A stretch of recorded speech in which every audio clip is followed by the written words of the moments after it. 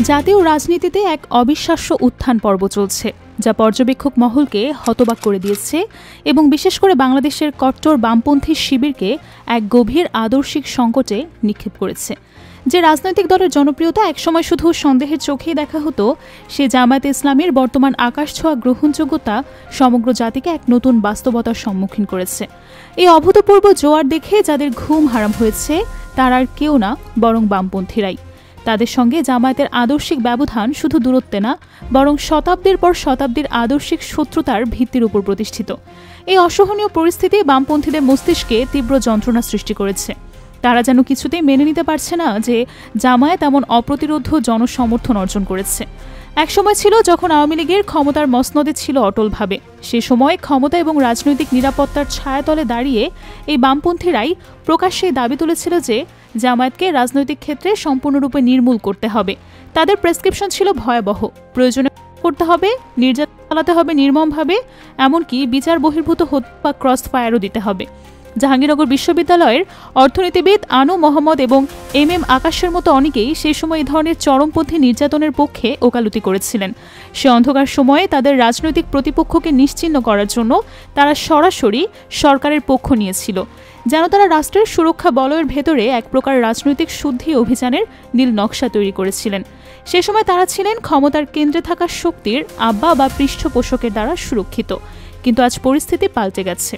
সে পৃষ্ঠপোষক আওয়ামী লীগ আর ক্ষমতায় নেই।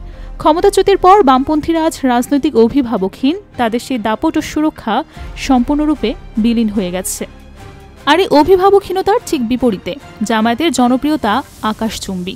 যেদিকে তাকানো যায় শুধু জামায়াতের উপস্থিতি অনুভূত হয়। সম্প্রতি জাহাঙ্গীরনগর বিশ্ববিদ্যালয়ের ছাত্র শিবিরের যে নবীনবরণ অনুষ্ঠান অনুষ্ঠিত হয়েছে তা নিয়ে কেবল দেশের ভেতরে নয়, বরং আন্তর্জাতিক অঙ্গনেও তীব্র আলোচনা ও তোলপাড় সৃষ্টি হয়েছে। এই অনুষ্ঠানটি কেবল একটি সাংগঠনিক সমাবেশ ছিল না, এটি ছিল শিবিরের মূলধারায় প্রবেশের এক সার্থক ঘোষণা। আয়োজনের জাঁকজমক, গুণগত মান এবং প্রস্তুতি ছিল অসাধারণ, যা এক নতুন সাংস্কৃতিক সংকেত বহন করে এনেছে। সবচেয়ে বিস্ময়কর ব্যাপার হলো, শিবিরের প্রতি সমাজের আস্থার প্রতীক হিসেবে মেয়েরা এই নবীনবরণ অনুষ্ঠানে শাড়ি পরিধান করে, এমনকি পশ্চিমা পোশাকে পরেও অংশগ্রহণ করেছে এবং স্বাচ্ছন্দ্যে ছবি তুলেছে, ফটোশ্যুট করেছে। এই দৃশ্য একসময় ছিল অকল্পনীয়। একটা সময় ছিল যখন শিবির মানেই কঠোর হুজুরিয়ানা, কঠোর পর্দা প্রথা এবং চুপি চুপি পরিবেশের একচ্ছত্র আধিপত্য।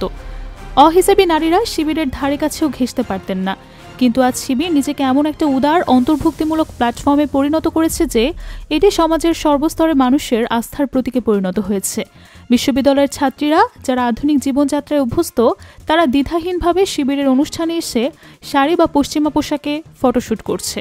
এটি প্রমাণ করে যে শিবির কতটা মূলধারায় এসেছে এবং সমাজের কাছে তাদের গ্রহণযোগ্যতা কতটা গভীরে পৌঁছেছে। আরও গুরুত্বপূর্ণ হলো, এই উদারতা দেখাতে গিয়ে শিবির তাদের নীতি নৈতিকতা এবং আদর্শের সঙ্গে সামান্যতম আপোষ করেনি। তারা ইসলামের সুমহান দাওয়াত ঠিক একইভাবে মানুষের কাছে পৌঁছে দিচ্ছে। আর এই দৃশ্যই বামপন্থীদের মাথা খারাপ করে দিয়েছে। বামপন্থীরা যারা বহু দশক ধরে রাজনৈতিক প্রতিদ্বন্দ্বিতায় জামায়াতের কাছে বারবার পরাজিত হয়েছে, এখন নতুন কৌশল অবলম্বন করছে। তারা অন্তর্বর্তীকালীন সরকারের প্রধান ডক্টর ইউনূসের সঙ্গে জামায়াতের সম্পর্কে ফাটল ধরানোর জন্য মরিয়া হয়ে চেষ্টা করছে।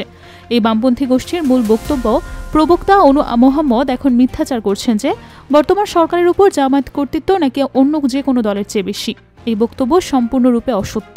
জামায়াতের এই প্রবল জনপ্রিয়তা এবং গ্রহণযোগ্যতা তাদের সঠিক রাজনীতি করার ফসল। তারা গণমুখী রাজনীতি করছে, হক পথে আছে। কেবল সে কারণেই মানুষের মনে এমন ধারণা হতে পারে যে সরকারের উপর তাদের প্রভাব বেশি। কিন্তু আমি চ্যালেঞ্জ দিয়ে বলতে পারি, সরকারের উপর জামায়াতের কোনো বিশেষ বা আলাদা কর্তৃত্ব নেই। বামপন্থীরা কি চ্যালেঞ্জ গ্রহণ করে বর্তমান সময়ের একজন জামায়াতপন্থী উপদেষ্টার নাম বলতে পারবেন না। বরং দেখা যাবে যে চরমনাইপন্থী উপদেষ্টা আছেন, বিএনপিপন্থী উপদেষ্টা আছেন, এনসিপিপন্থী উপদেষ্টা আছেন, কিন্তু জামায়াতপন্থী একজনও নেই। অতএব আনু মোহাম্মদের এই দাবি সম্পূর্ণ মিথ্যা। তাদের মাথা খারাপ হয়ে গেছে জামায়াতের সমর্থন দেখে, তাই তারা ইউনূসের সঙ্গে জামায়াতের দূরত্ব তৈরি করার চেষ্টা করছে। বামপন্থীরা জনগণের কাছে যাওয়ার প্রতিযোগিতা বা জনমত গঠনের প্রতিযোগিতায় জামায়াতের সঙ্গে অতীতেও জিততে পারেনি, ভবিষ্যতেও পারবে না।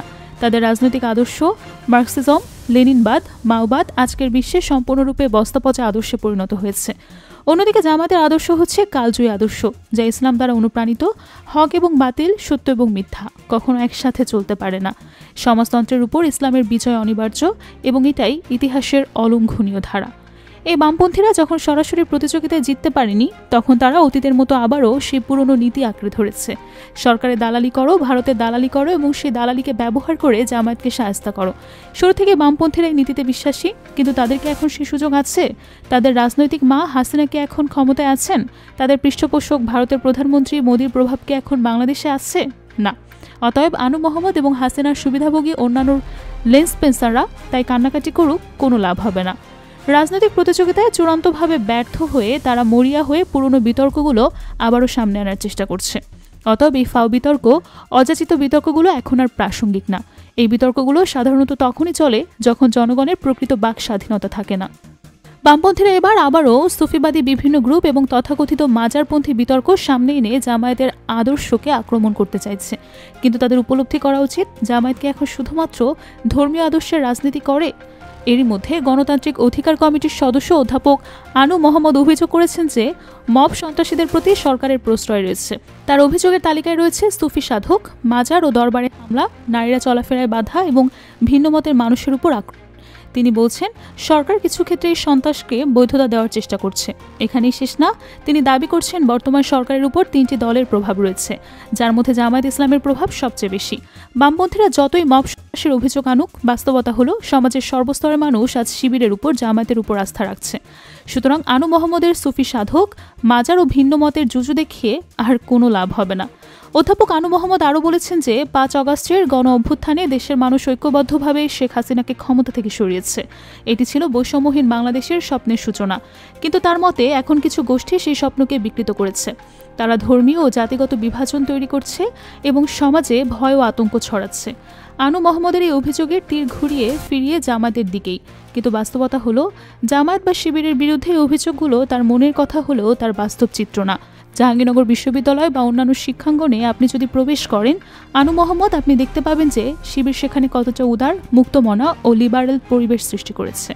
তার ক্যাম্পাসকে সবার জন্য নিরাপদ এবং মুক্ত করেছে। এখন যদি মাদকে বাধা দেওয়া হয়, তখন এই বামপন্থীদের গায়ে লাগে, কারণ তাদের রাজনীতি, তাদের চরিত্র এবং মাদক এক অভিন্ন স্রোতেগাথা। যারা চালাচ্ছে তারা সবার উপর নিজেদের ধর্মচর্চা বা চিন্তাধারা চাপিয়ে দিতে চায়। এসব অভিযোগের পেছনেও সে পুরনো টার্গেট জামায়াত। কিন্তু এখন আর এসব বলে কোনো লাভ হবে না। আওয়ামী লীগ আর ক্ষমতায় নেই। অতএব এই বামপন্থীদের প্রচারণা সম্পূর্ণ শূন্য এবং মূল্যহীন।